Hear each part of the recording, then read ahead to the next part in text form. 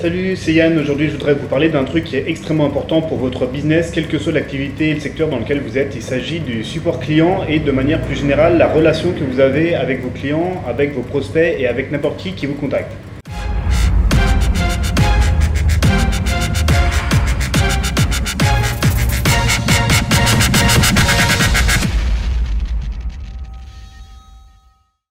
Votre support, il est extrêmement important puisque c'est ce qui va établir la base de la relation avec les gens qui ne vous connaissent pas encore, qui peuvent vous poser des questions avant une vente, avant un achat éventuel. C'est aussi valable avec des prospects, donc des personnes qui vous connaissent déjà, qui ont déjà eu un engagement, une action chez vous, mais qui ne sont pas encore forcément clients. Et c'est également valable bien sûr avec vos clients. Et le top en termes de relations que vous pouvez établir à partir de votre support client, c'est de faire en sorte que les personnes qui vous contactent repartent plus heureuses et plus satisfaites qu'elles ne l'étaient avant leur problème. Par exemple, si vous avez quelqu'un qui a acheté chez vous et qui a eu un problème de livraison ou un problème, une défaillance sur un produit ou quelque chose qui n'a pas été livré, ça peut être un PDF, une formation, n'importe. Si cette personne vous contacte via le support client et qu'elle elle prend conscience, elle voit vraiment que vous prenez sa demande très au sérieux, que vous êtes vraiment là pour l'accompagner, pour résoudre son problème et pour l'aider finalement de la meilleure façon possible, et bien non seulement cette personne aura son problème qui sera résolu, mais en plus elle aura vu que vous êtes vraiment présent pour l'aider.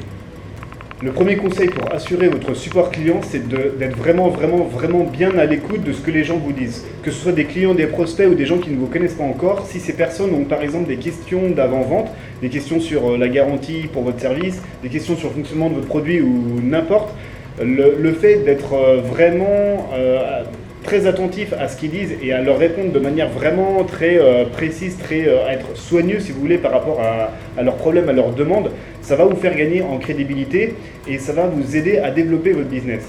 En fait, si vous vous intéressez vraiment à ce que les gens vous disent comme ça, aux questions qu'ils vous posent, aux problèmes qu'ils ont, vous allez pouvoir, pourquoi pas, réorienter vos argumentaires de vente. Vous allez pouvoir améliorer votre foire aux questions si vous en avez une. Vous allez pouvoir comme ça repérer ce qui ne fonctionne pas très bien, ce qui est à corriger dans votre business, dans la présentation, dans la forme de vos pages de vente, de vos squeeze pages, de tout votre marketing en général. Et vous allez pouvoir comme ça apporter différentes améliorations. Alors si vous voulez aller plus loin comme ça dans la relation que vous pouvez établir avec les gens, vous pouvez poser des questions sans attendre que eux vous contactent. Donc poser des questions, ça peut être faire un sondage, envoyer un questionnaire aux gens qui sont par exemple venus sur votre site mais qui ne se sont pas inscrits.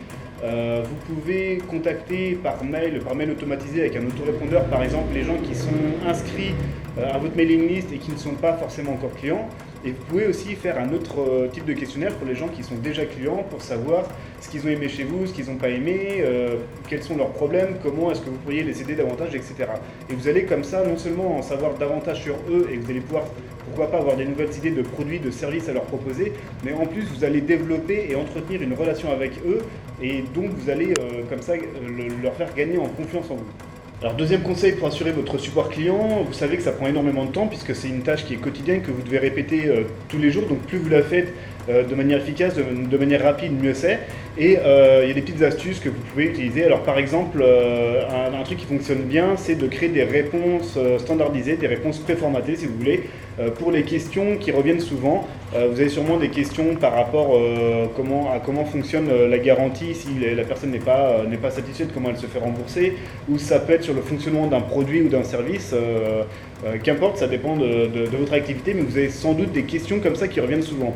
Donc vous pouvez créer des belles réponses préformatées où vraiment vous répondez en détail et comme ça la personne elle voit que vous prenez soin d'elle, soin de lui répondre puisque vous prenez vraiment le temps qu'il faut pour faire une super réponse, pourquoi pas avec des liens vers plus d'infos ou même des mini tutoriels si besoin. Vous voyez l'idée, c'est vraiment de faire une réponse extrêmement complète et satisfaisante.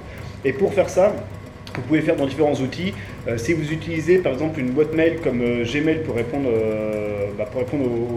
aux mails des gens qui vous contactent, vous pouvez faire des réponses standardisées en ajoutant un add-on, un espèce de petit plugin à Gmail, puisque ce n'est pas une fonctionnalité par défaut. Pour ça, vous allez dans les paramètres de Gmail, vous recherchez, il y a un onglet qui s'appelle Labo. Et dedans, vous avez différentes petites applications, si vous voulez, des plugins comme ça. Il y en a une qui s'appelle Réponse standardisée, vous l'ajoutez.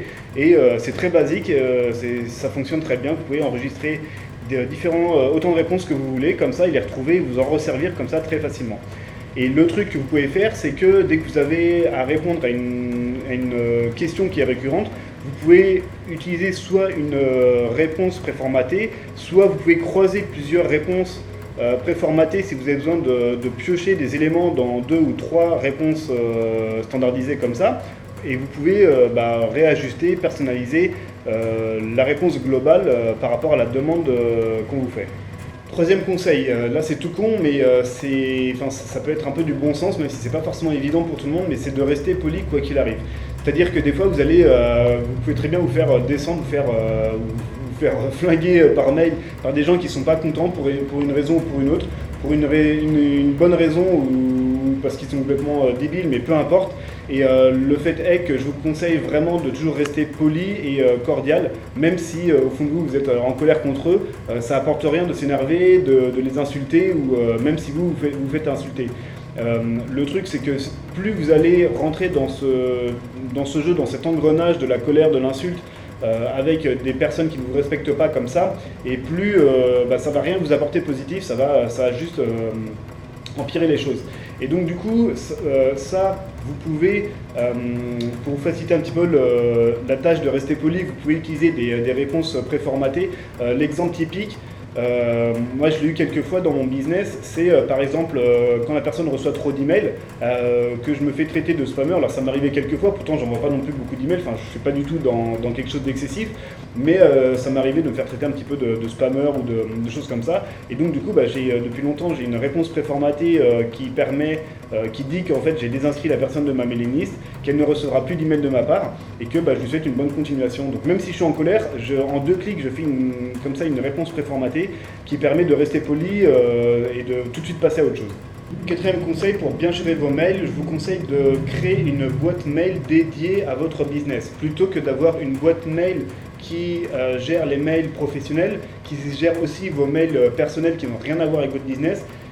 C'est mieux de distinguer les deux clairement. Au début, ce que je faisais, c'est que je me disais, je fais une seule boîte mail, comme ça j'ai qu'une seule boîte mail à consulter tous les jours, et que j'ai des mails perso ou des mails pro, au moins j'ai pas à gérer 36 000 boîtes mail. Mais le problème, c'est que quand vous êtes en train de bosser, vous n'avez pas envie de sortir de ce à quoi vous êtes en train de penser en fait. Et donc du coup, si vous devez faire le support et que vous allez checker les mails professionnels, vous allez forcément tomber. Si vous avez une seule boîte mail commune, vous allez forcément tomber sur des mails perso, des trucs soit de vos amis qui vous contactent, des trucs qui n'ont rien à voir.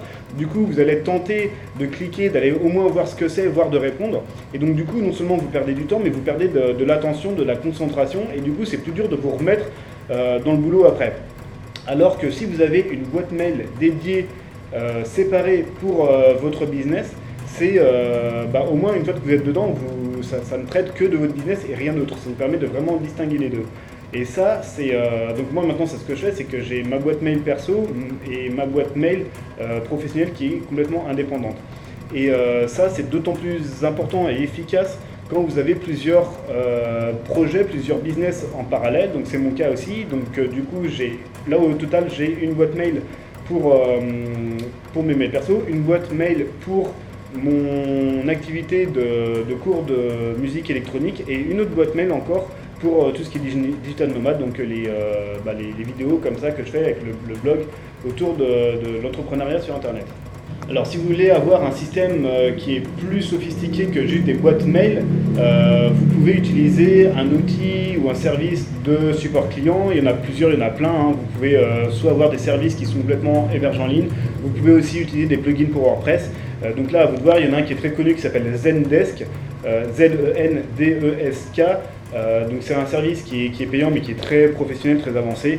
Vous pouvez aller jeter un coup d'œil dessus. Et l'avantage de ces types d'outils, c'est qu'au lieu de juste d'échanger des mails, vous avez un système de tickets, d'échange de tickets. Donc vous avez tout le temps l'historique qui est visible, l'historique des questions qu'on vous a posées avec la personne. Et du coup, c'est quand même plus professionnel et c'est bien plus pratique. Dernier conseil pour assurer votre support client, c'est d'être réactif, le plus réactif possible.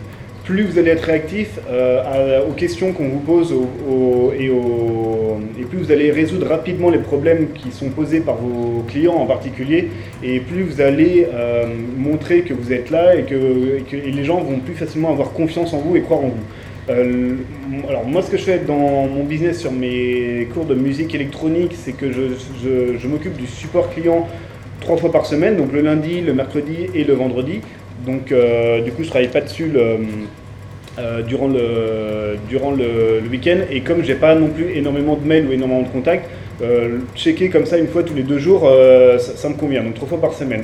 Mais c'est vraiment le minimum vital que je vous conseille de faire. Le top en fait, c'est de le faire tous les jours évidemment, sinon 5 fois par semaine, c'est-à-dire tous les jours de la semaine sauf le week-end. Et donc en particulier si vous déléguez le support client, c'est-à-dire que si vous ne le traitez pas vous-même en personne, là je vous conseille vraiment de le faire au moins 5 fois par semaine. Voilà, j'espère que ces conseils vont vous aider à avoir une meilleure relation avec vos visiteurs, avec vos prospects et avec vos clients. Je vous invite à liker ma page Facebook et à me suivre aussi sur YouTube pour pouvoir voir les prochaines vidéos. On parle de business sur Internet, de voyage et de tout ce qui est technomadisme entre guillemets, c'est-à-dire de vivre de n'importe où grâce à votre business sur Internet. Si vous avez des questions ou si vous voulez qu'on échange sur le business ou sur les autres thématiques autour du mode de vie digital nomade, n'hésitez pas à me contacter, ça sera un plaisir d'échanger avec vous. Et je vous retrouve très bientôt dans une autre vidéo. Ciao, ciao!